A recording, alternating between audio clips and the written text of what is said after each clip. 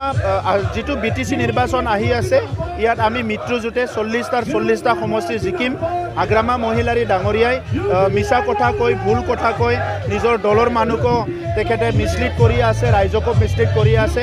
গতিকে তেখেতে দলৰ মানুহকো ধৰি ৰাখিব নোৱাৰে, ৰাইজকতো ধৰি ৰাখিব নোৱাৰে, নিজৰ দলৰ মানুহকো ধৰি ৰাখিব নোৱাৰে। মই ভাবোঁ যে BTC নিৰ্বাচনলৈকে ইলেকশ্যন কণ্টেষ্ট কৰিবলৈ BPFত মানুহ নোহোৱা হ'ব, কাৰণ এইবাৰে নিৰ্বাচন খেলিবলৈ ইহঁতৰ কেম্পিং কৰিবলৈ মানুহে নাছিলে। কেইজনমান ডেকা ল'ৰাক বজাৰে বজাৰে কেম্পিং কৰিব দিছে, আপোনালোকে দেখিবলৈ পাইছে। গতিকে আজি আগ্ৰামা মহিলাৰী ডাঙৰীয়াক নিজৰ যিহেতু মিছন আৰু ভিজন নাই, নিজৰ যিটো এটা ৰাইজক লৈ কোনো ধৰণৰ আঁচনি নাই, তেনেকুৱা পলিটিক্সৰ আজিৰ সময়ত কোনো জাগা নাই। নিৰ্বাচন আজি দেখিবলৈ পোৱা গৈছে 9টা ভোটৰ সংখ্যা।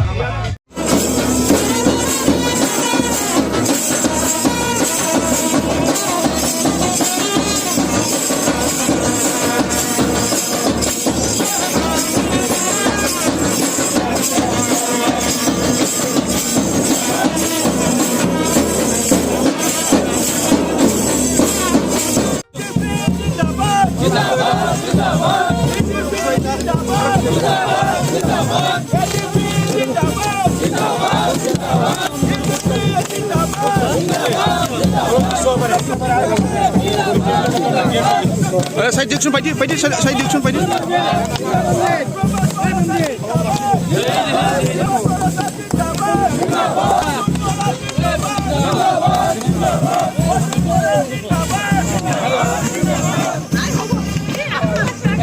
Zindabad.